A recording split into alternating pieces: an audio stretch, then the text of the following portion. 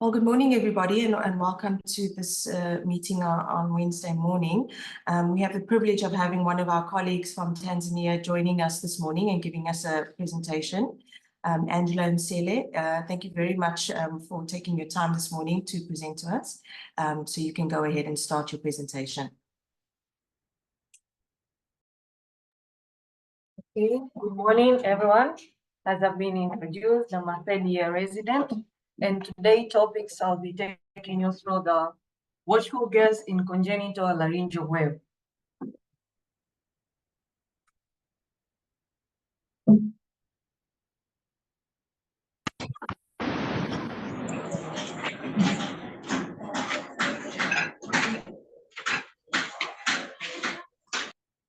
So for this case, there's no any conflict of interest, and the contexts were constated and referenced. So first, I'll be taking you through the history.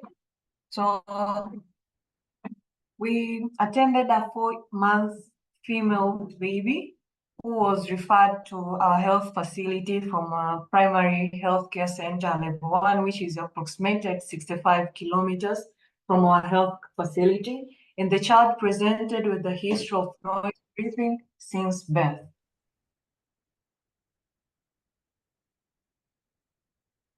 So, as the noise breathing was reported to be associated with difficulties in breathing and during breastfeeding, and the noise breathing was more heard when the child is agitated, as you can hear from the video. That's how the child's breath.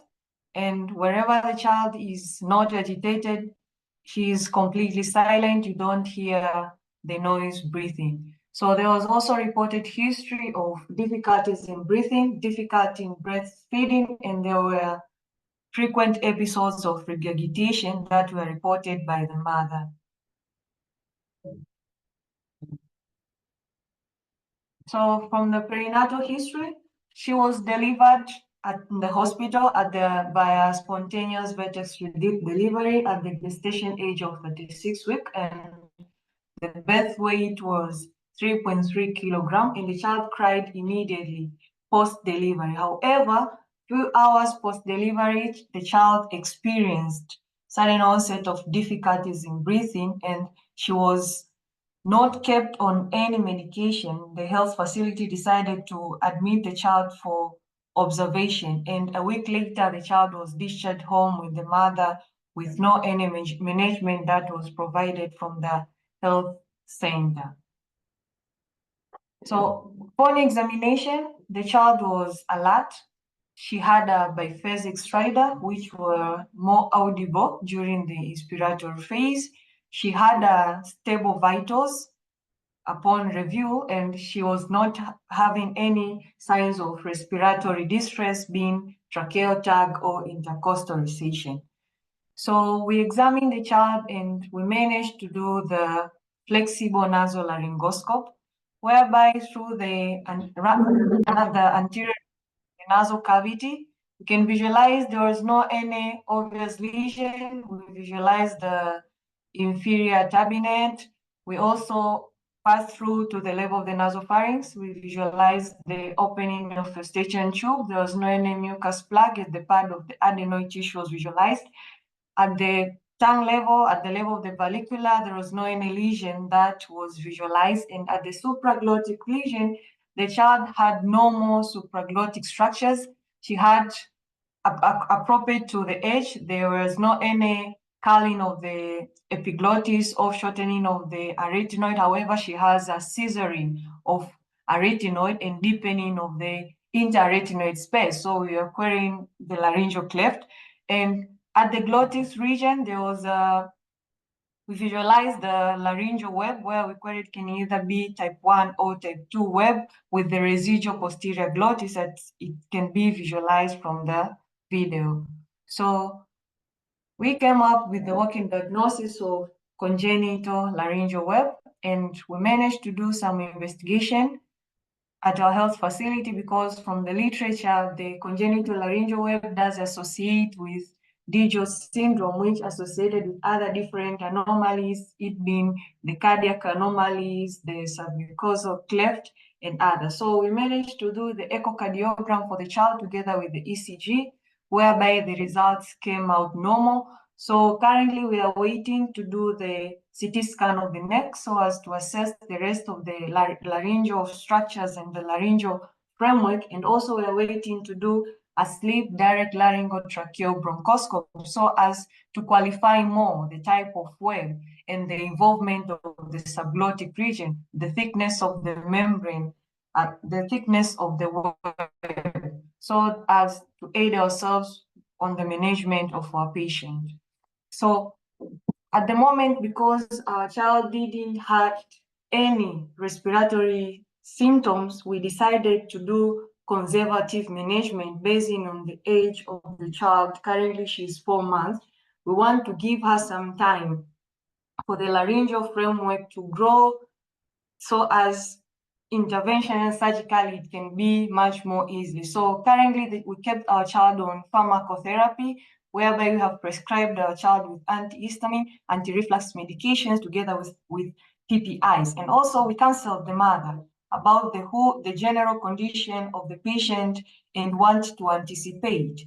We also caution her that whenever the child experiences any form of upper airway, upper respiratory tract infection, the child has to be attended and treated immediately because all those infections will exacerbate when worsening the respiratory symptoms. And if it happens before the time we plan to do the intervention surgery. We also counsel the mother there must be a need of securing the airway of the child by performing the tracheostomy. And also currently the mother and the family is under the care of 2 residents, one of them being me. So in case of anything, the mother is supposed to contact me and inform me what is happening with the child. So we'll have a brief discussion on what congenital laryngeal web is, what its cause, what are the proposed management technique, and what are the anticipated outcome upon the management of the congenital laryngeal web. So on brief anatomy, we all know the anatomy of the larynx, the way it divides from the supraglottic region, the glottic region, and the subglottic region. So the laryngeal web are reported commonly to occur at the glottic region, and most of the time, it in about 75% of webs they involve the glottic region. However, rarely there are some cases which have reported that subglottic region follows for involvement, and rarely they can involve the supraglottis region. And most of the laryngeal web are reported to be on the anterior part of the larynx, the anterior web. So this is the diagram which showed us, I believe you can all visualize and see. So we have anterior glottic web. We can visualize the left vocal cord, the right vocal cord, and this is thus associated with the amount of the subglottic stenosis. So as I've said, this is the one among of the congenital anomalies of the larynx. However, this is the rare one compared to the other congenital anomalies of the larynx, and it's account for about 5% of them. And the causative factor is it happens due to incomplete recanalization of the primitive larynx. And most of times it is reported to be associated with digital syndrome. This is the syndrome which involves microdeletion at the chromosome 22q and chromosome 11q. And there are some anomalies which also associated with this syndrome. We can have submucosal cleft palate, we can have cardiac anomalies, we can have hypocalcemia, we can have thymic anomalies. So wherever you see a child with a congenital laryngeal web, you have to do those thorough workup. And if we are at the setting whereby you can do your genetic analysis to rule out the disease, it is also advised. So Cohen's has classified the laryngeal web into 4 types, whereby we have type 1, whereby about 35% of the glottis is occupied by the laryngeal web, as it appeared here in this image. And in type 2, we have almost 35 up to 50% of your glottis is occupied by the web. And these are considered as the low-grade type of laryngeal web, type 1 and type 2. And we have the higher grades of laryngeal web, which composed of type 3 web and type 4 web, whereby almost more than 50% of the glottic region is occupied by the web.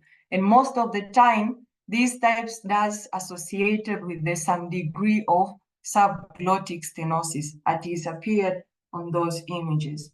So on clinical presentation, mostly these children present with symptoms right at birth or some few months.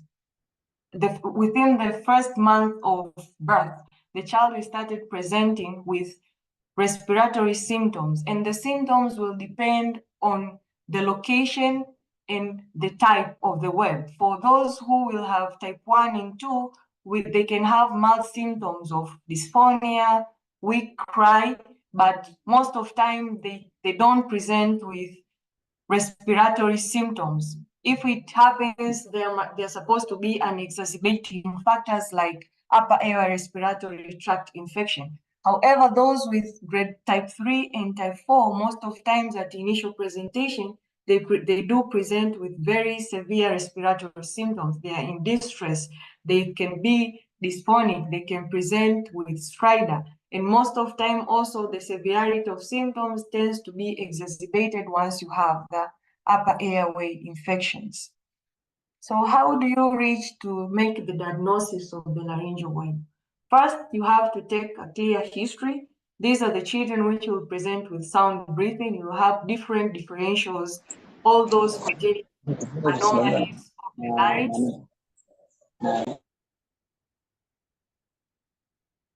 So from your clinical history, it will help you to get a clear picture what type of congenital laryngeal anomaly you are dealing with, because as the rest of congenital laryngeal anomalies, they does present with problem with the voice and sound breathing. So the thorough clinical history will give you some clue. Then you will go to your examination. On the physical examination during the clinic visits, you can do the awake flexible fiber optic laryngoscope.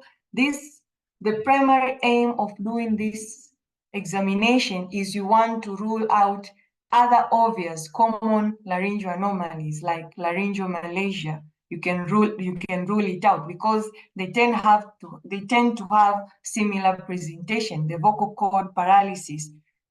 Maybe when the child is having assisted the vallecula. So you will want to scope your airway all the way from your base of the tongue, you go to the valleculas, the supraglottic region, and up to the glottic region.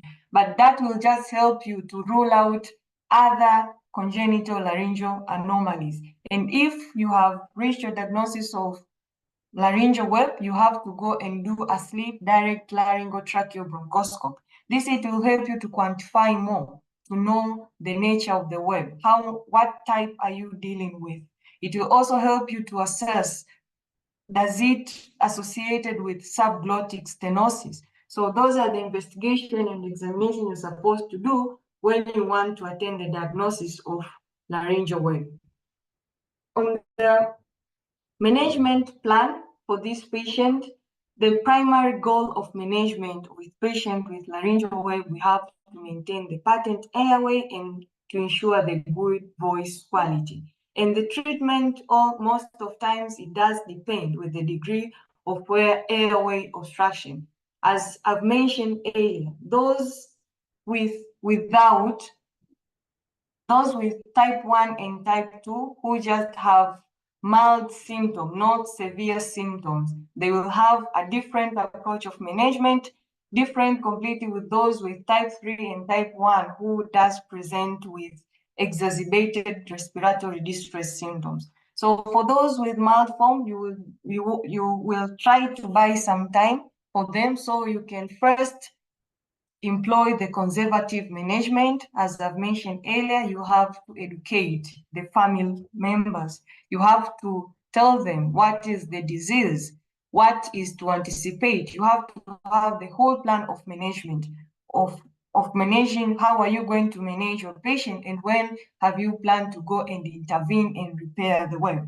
So during the moment of you buying time, you also have to keep your patient on pharmacotherapy, whereby all these, the purpose, we try to minimize the rate of irritation of the laryngeal structures, because we know the symptoms will be exacerbated. Either we have irritation of the laryngeal structures from the lip refluxes or from the upper respiratory tract infections. So we do have surgical intervention for this patient. We can do tracheostomy for this patient, more specifically for those patients who does present with severe respiratory distress symptoms. The first goal, we have to secure the airway. So we can decide to perform tracheostomy for those patients first, then we'll stage them for a repair surgery. And the repair of the laryngeal web can either be done in either approach. You can either do it endoscopically or you can do an open laryngeal reconstruction surgery. And it can either be performed at a single stage or a double stage procedures. So here you have to know what is the appropriate time of repairing the laryngeal web. So this was the study that was done back in 2022. It was published. So what we obtained from this study, it tells us the repair of the laryngeal web, it can either be earlier repair of the laryngeal web or you can have late repair. And most of the patients who undergo late repair are those who presented with respiratory distress symptoms, especially those with type 3 and type 4, because they do associate with subglottic stenosis. So at the initial stage, we found ourselves, we have performed tracheostomy. But what is advised most of the time, we have to delay the repair of the web up to the age of 3 to 4 years of age, so as we give time and allowance for the larynx structures to grow, because it is much easier to operate on the large larynx and the surgical techniques become very easy rather than operating on the child who have 6 months or a month younger than that. And also, we want these children to have improved voice quality before the school age of 4 years. So basically, basing on the presentation of your patient, the severity of airway symptoms, that's what will detect whether you will do an early repair or a late repair. We also have another study. As I've said, the primary aim of management is we have to maintain the patterns of the airway, and also we have to preserve the voice, the quality. So there is the study that was done. It tried to portray some techniques which are supposed to be employed by surgeons so as to optimize vocalization. So the first thing you have to avoid iatrogenic induced dysphonia. So while you manage this patient, whether you do an endoscopic surgery or you do an open surgery, during the web division, you have to be very meticulous. You have to avoid injury to the vocal ligament. You have, as much as you can, you have to preserve the glottic mucosa. And also during the closure of your laryngeal fissures and airway expansion, you have to make sure you maintain the sharpness of the anterior concha. So if you follow all those proposed techniques, at the end of the day, you will be optimize the vocalization of your patient and you will attain a goal of having a good voice quality after the laryngeal web repair. So it was proposed that for us to attain that, it's advised to do both approach. You can do endoscopic together with combined approach, of endoscopic and open surgery. Here we have a case series, a case study that was done in Brazil, whereby they follow up the patient who were diagnosed with different types of laryngeal web. And these 7 cases, upon diagnosis, the surgical intervention which were done, and what were the outcome post-surgery. So among all those 7 patients, all of them recovered completely, but case number 1, this was just a mild form of laryngeal web. It was a type 2. This was the only patient that was managed endoscopically. And to all these patients, they placed the laryngeal tracheal mold stent, and it was reported to stay for a duration of 40 to 6 days. But upon decannulation, most of patients had an appropriate outcome and they improved well clinically. So these were my reference. That's all I had to share. So I welcome for the discussion, questions, and clarifications. Thank you. Thank you very much. It's wonderful to have you join us from Tanzania. I think that's a wonderful aspect of the modern communication. Is Shadia on the call? Yes, I am. Yeah, thanks for alerting me about the talk, Prof. I was really well done. I think it was very comprehensive. And I think the one thing you've emphasized very well is it's very tempting to go in and want to cut that and dilate it, but it's the tip of the iceberg. So you have to be so careful to not intervene if the child doesn't have severe airway obstruction, and if they do, to do a tracheostomy and wait it out, because the first chance to repair is your best chance. So thanks for highlighting that and for the underlying syndrome that it can manifest with.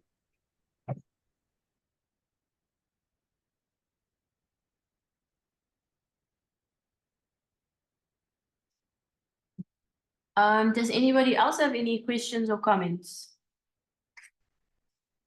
Thank you so much, Savina. Mine is just a compliment for UCT itself to give us an opportunity for Tanzania to also be part of this UCT-Africa program, which is it's not an easy thing to be part of the family, because we are far from Cape Town. But I'm really, I feel so privileged to have this part. And second is, thank you so much, Shazia, for being on board. And we really, really appreciate your presence in this presentation. And as far as seeing how things goes, especially from your trainee. And this is really something to appreciate. One thing out of this presentation I would really wish to share to everyone, especially people from anywhere around the world, is our Pan-Africa Congress. So if Shavina, you will allow me, I will share something for everyone so that we can really get a good number of participants and also connect from this angle. So as we all know, the Pediatric ENT Society of Africa will hold our Congress in November from 4th to 8th in Kilimanjaro, and our registration is already open. So we encourage residents to send their abstracts for presentation. We encourage everyone who wish to be part of our family and be there to present or share any knowledge. You are more than welcome for this. Thank you so much, Shavina and the team. Thanks, Dennis. It's Leila here. We did have a question on the chat. There's a question for how long do you keep the baby on pharmacotherapy?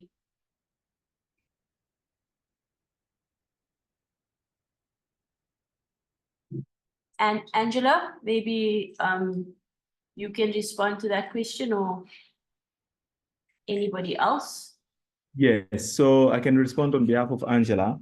We will keep this child with pharmacotherapy as long as as long as until we intervene the laryngeal web. So the aim is to really optimize the airway, as Angela has explained, and that will be the winning of our game. Okay, thanks, Dennis. I have to call you the other name, sorry. No problem. If there's no other questions or comments, then that brings us to the end of the presentation. Dennis, I can say that if you can keep me informed about the got the notices for the Congenital meeting, I can also disseminate it to the head and neck group around Africa.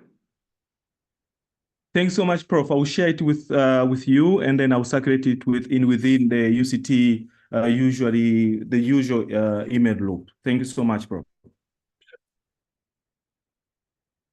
Okay, thanks everybody. Thanks for joining, and then we'll see everybody on Friday again for the next meeting. Thank you. Thank you very much. A wonderful presentation. Thank you. Bye. Bye. Bye.